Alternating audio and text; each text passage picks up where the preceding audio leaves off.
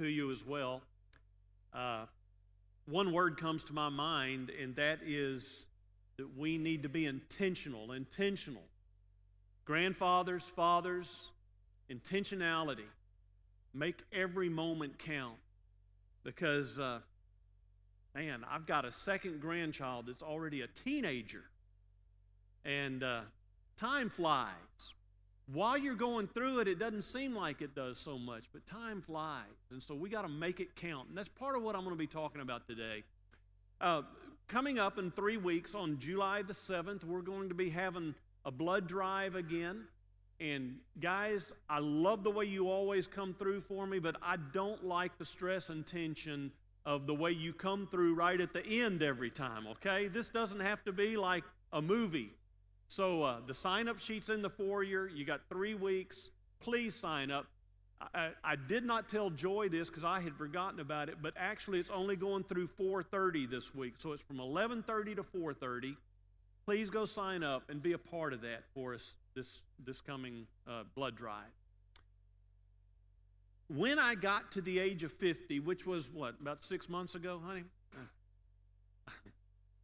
About that time, I decided that I was going to well, I've just drawn a blank.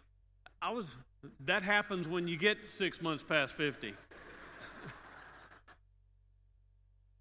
I decided I was going to make a bucket list. Things that I want to do before I'm gone. And Beverly and I have been really blessed to be able to check off a number of things that are on that bucket list. But as I have come more and more to accept a different theology than I grew up with about end times, where I've come to accept, and this is not something new, but the idea that there's going to be a new heaven and a new earth. As I've come to accept that more, I've come to realize that bucket lists are really less necessary. Let me share with you something from a book entitled All Things New by John Eldredge. Many of you are familiar with John Eldredge and his writings. I'm reading this book right now and enjoying it a lot. But he says, I've had an embarrassing reaction to bucket lists for some time, and only recently have I understood why. Friends and acquaintances will speak excitedly about something on their bucket list, sailing to Tahiti, visiting the Holy Land, taking a motorcycle trek through Asia, and I feel completely baffled. At first I thought it was because I don't have a bucket list. Can't even name the top things that would be on my list, and I thought maybe I don't allow room for myself to dream. But clarity came as I thought more about the restoration. The renewal of all things is meant to be the center of our view of the world, our hopes and our tangible expectations as we plan our lives going forward. The phrase bucket list comes from the expression kick the bucket, the day we give it all up. A bucket list means that those things we hope to do before we die, meaning it's now or never, baby. Bucket list mentality is very revealing and even more tragic because it betrays our belief that this life really is our only chance. After all, we think the earth is destroyed and we go to the pews in the sky. No wonder the human race grows more desperate in our search for kingdom counterfeits. So, I'm changing in my view of that, but I still hold very strongly to the idea of the importance that we finish this life strong. Paul Simon of Simon and Garfunkel fame wrote a song back in the 70s that some of you will be able to remember, and if you want to sing it as I'm reading the words in just a moment, you're welcome to do that. It was a song called Slip Sliding Away. And you know, I remember singing that song, I remember hearing it on the radio, but I never really listened to the words to get the intent of what he was writing that song about. It seems to suggest that while we might really want to accomplish something in life, that we let other things get in the way of us really accomplishing what we want to accomplish. We allow them to pull us away from that, and we tend to use our energies working toward things that really aren't all they're cracked up to be. So the last verse in the chorus say this: we work our jobs, collect our pay, believe we're gliding down the highway when in fact we're slip-sliding away. Slip-sliding away, slip-sliding away. The more you're near your destination, the more you're slip-sliding away. John Trent, in his book entitled Heart Shift, tells about when he was on an airplane one time and he was sitting next to a NASA engineer, and they got to visiting, and this NASA engineer was explaining to him that if you're only 2 degrees off in the direction, if you're going to the moon, if you're only 2 degrees off, he says by the time you get to the moon, you will miss it by 11,121 miles. Just 2 degrees off. Choices we make in this life as we're journeying toward wherever we're wanting to go, those choices seem small. But over time, we can find that we're slip-sliding away from what we really want. And I want to finish well. Can I hear an amen? How about you? I want to finish well. Now, you younger folks are thinking, I'm not even thinking about finishing yet. Well, you need to. And we all need to desire to finish well. Sadly, Gideon is one of those Bible stories. He's a character in the Bible who did not finish well. He's in the Hebrews 11 Hall of Fame of Faith. I don't get why. But I don't get why Jephthah's there either. We're going to be talking about him next week. And I don't get why Samson's there. But God saw something in them that they're there. Maybe it's because of the faith we've already seen Gideon show. But man, he doesn't finish well. As we've seen the last couple of weeks, by God's power, this weak, timid man was transformed into a mighty warrior. And so what went wrong? Well, we come to Judges chapter 8. And we see that Gideon gets distracted by pride and by personal vengeance.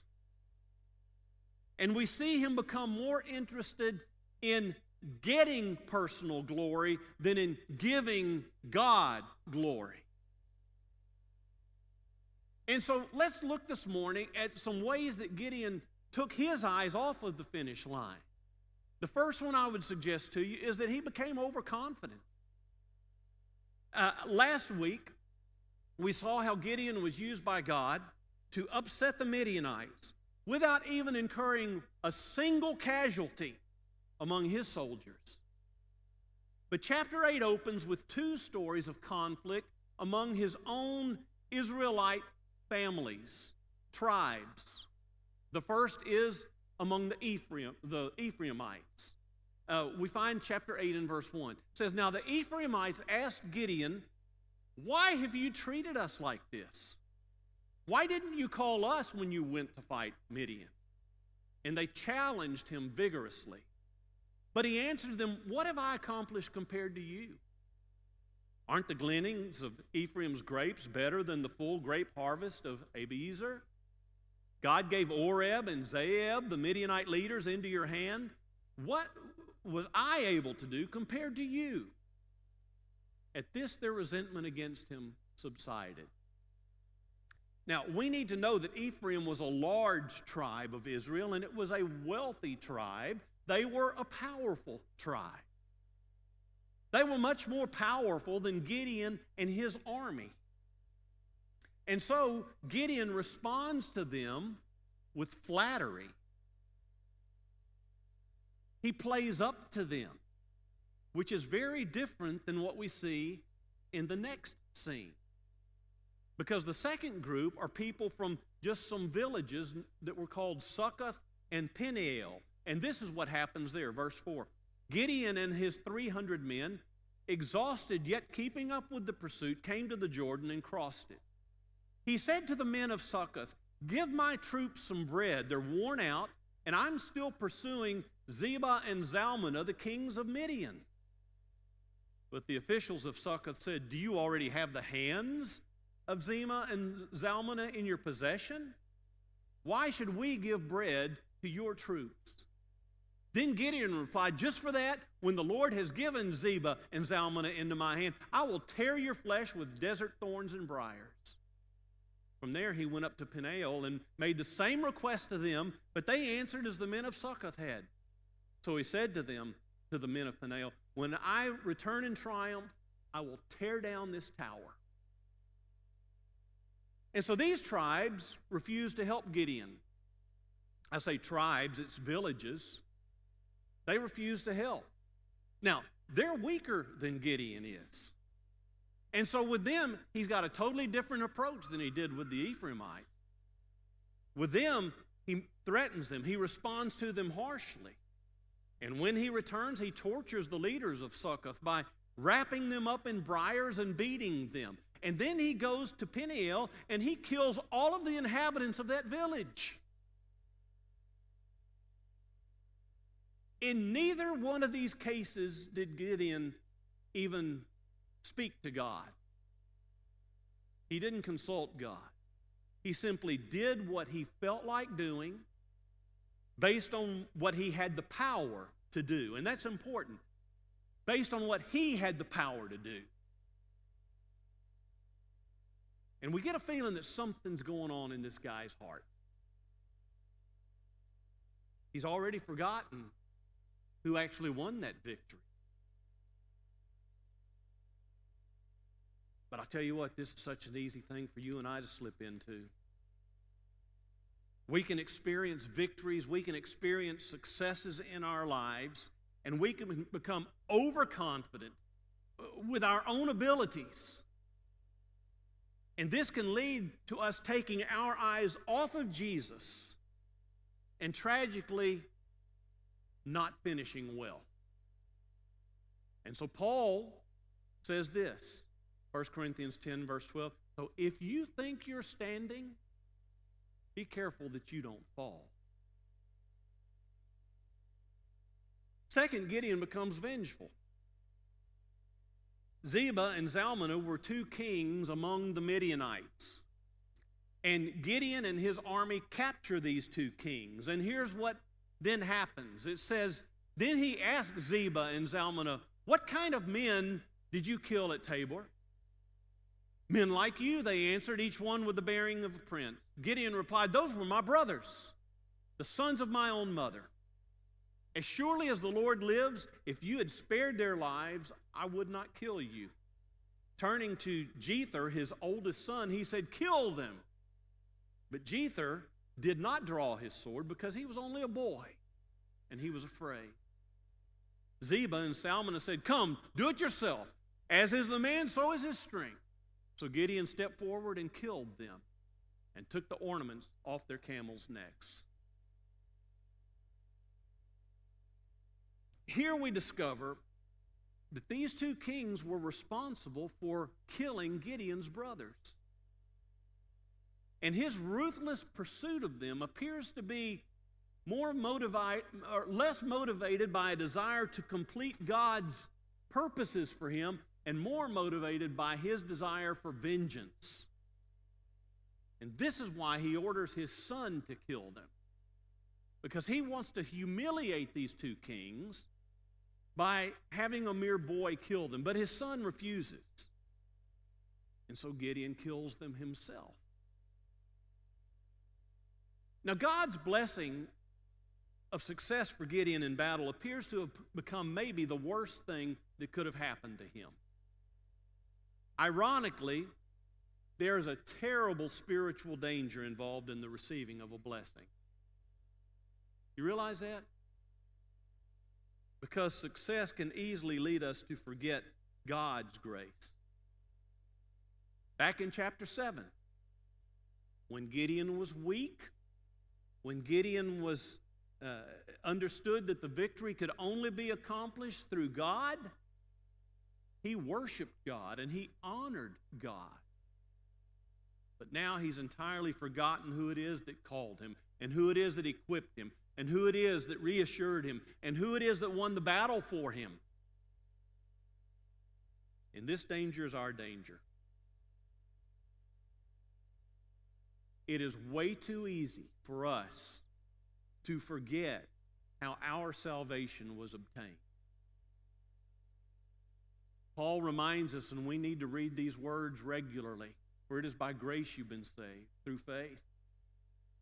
And that not of yourselves, it's the gift of God, not by works, lest we would boast.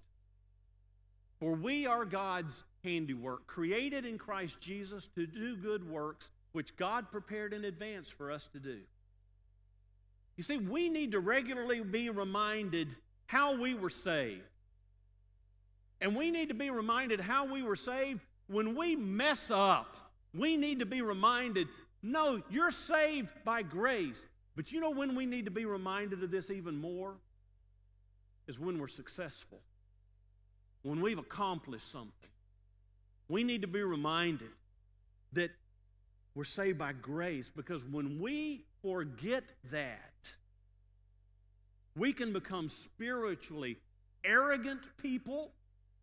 We can become judgmental people, and we can become presumptuous people. Third, Gideon sought self-glory. Verse 22 says, the Israelites said to Gideon, rule over us, you, your son, and your grandson, because you have saved us from the hand of Midian. Over the years, Israel has found themselves in bondage and in slavery to foreign kings, and yet now they are wanting to have a king for themselves. It's easier for some people to follow a physical person than it is for them to follow an invisible God. But I want you to notice also that at this point they are now giving complete credit for the victory against the Midianites to Gideon. That was the very reason why God winnowed that army down from 32,000 to 300, is so that nobody could claim that the victory was by them, right? But it hadn't taken long, and now Gideon's getting the credit for the victory. Gideon responds to them in verse 23 like this: I will not rule over you, nor will my son rule over you. The Lord will rule over you. That sounds so noble, doesn't it? But his words don't fit what follows. And some people have explained it like this: that Gideon knows him being king is not God's will, but that his actions later don't match his words. And that's certainly what happens, but I think there's another explanation perhaps for this. This is a typical Middle Eastern way of showing pseudo-humility, where you pretend like you don't want something when you really want it. We do this sometimes in our own relationships, don't we? You act like you don't want it, but you really do. And I think that fits the story better, because I'm going to show you several ways that Gideon shows through his actions that he wants to be king. First of all, he took many wives for himself. Verse 30 says that he had 70 wives. Now, you may think that it was real common in the Old Testament for polygamy to be practiced, but actually polygamy most of the time was only practiced by the kings. And so what he's doing is he's doing what kings do, okay? Second, those 70 wives weren't enough, so he has a concubine too, and he has a son by that concubine, and he names that son Abimelech. Do you know what Abimelech means? Abimelech means, my father is the king. Now, why would you name your son, my father is the king? Because you want to be seen as the king, right? Third, he requests and accepts tributes, which is another word for taxes. It says, and he said, I do have one request, that each of you give me an earring from your share of the plunder. It was the custom of the Ishmaelites to wear gold earrings. They answered, we'll be glad to give them. So they spread out a garment, and each of them threw a ring from his plunder onto it. The weight of the gold rings he asked for came to 1,700 shekels, not counting the ornaments, the pendants, and the purple garments worn by the kings of Midian, or the chains that were on their camels' necks. So he asked for a form of taxation. That's what kings do. And finally, worst of all, is what he did with that gold. Gideon made the gold into an ephod, which he placed in Ophrah, his town. An ephod was like an apron that was worn by the high priest.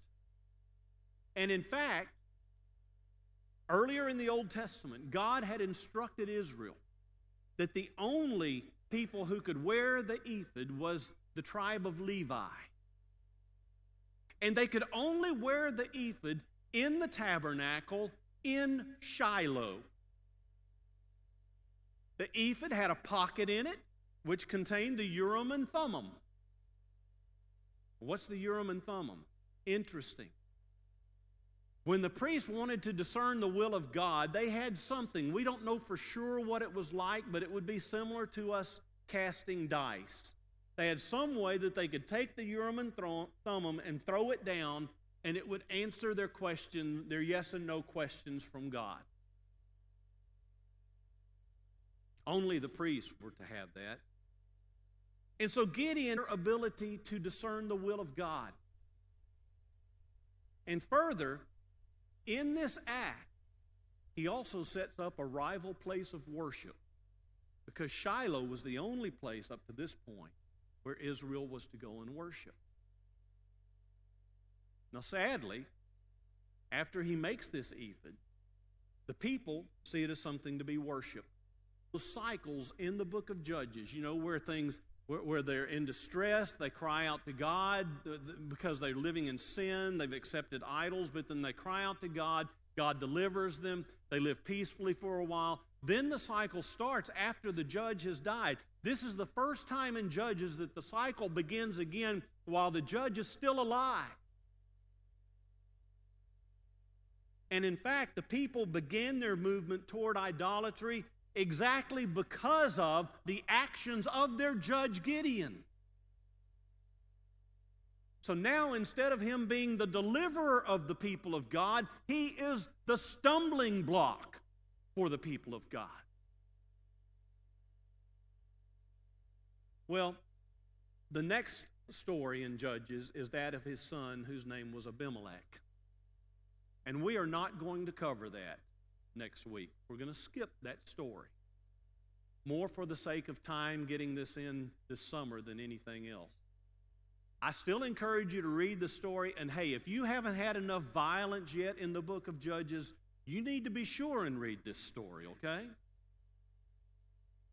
We're also not going to talk about the two judges that are simply mentioned in passing in the first part of chapter 10.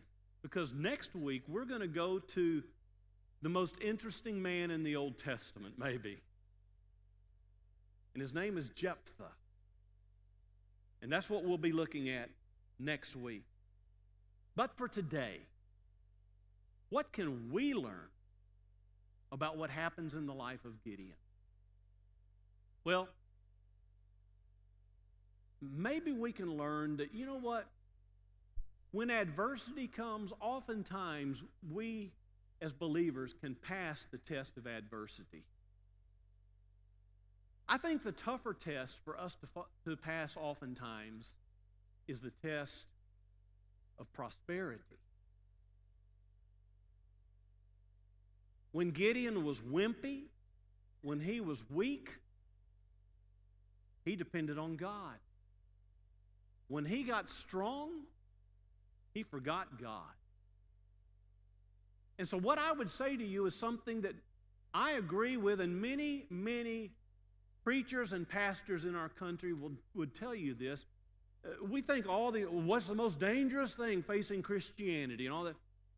Many will say the most dangerous thing is prosperity.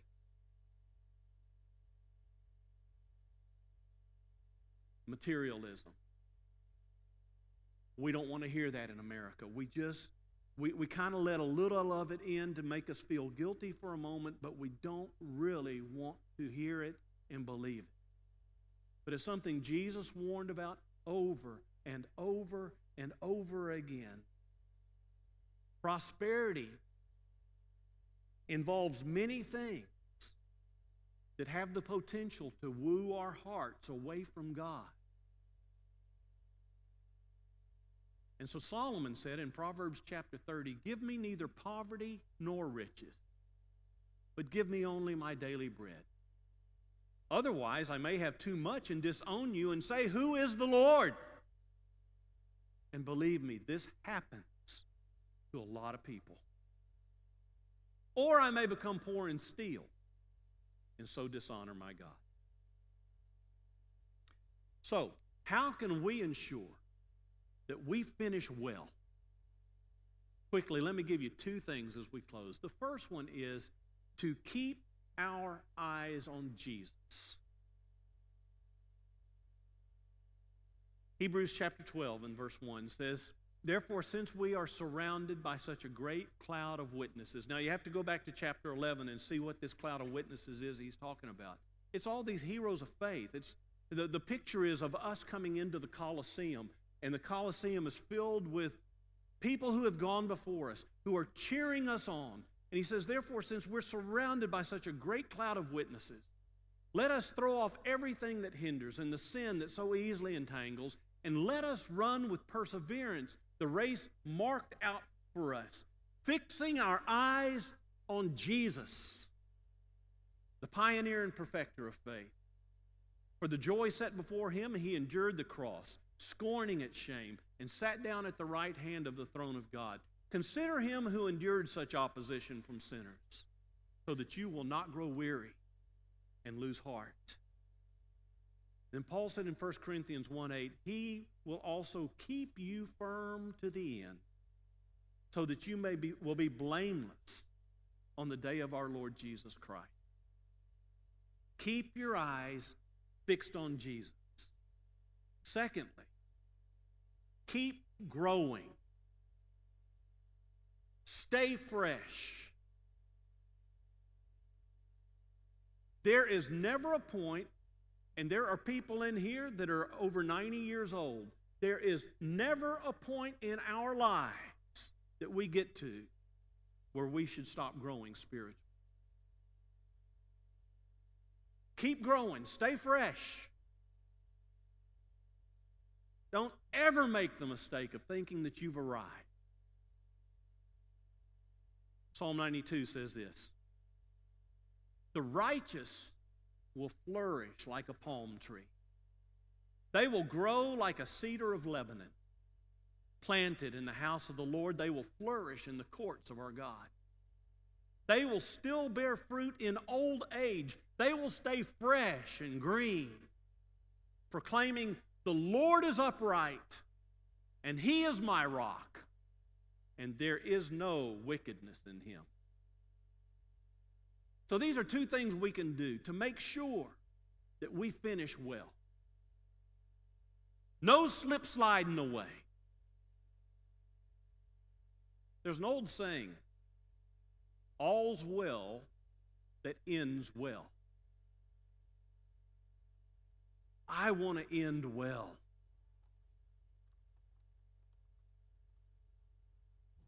How about you? We offer a time here now where you can come and ask for prayers, or you can go to room 102 and meet with an elder and his wife, or you can come and be joined to Jesus in baptism right now. But I would hope that each one of us, regardless of where we are, that we can each one make a pledge today that we're going to live with more intentionality so that we can finish this race and so that we can live well No slip sliding away. Let's stand and sing. Over all the earth you reign on high, every mountain stream, every sunset sky. But my one request, Lord, my only aim, is that you reign in me again, Lord.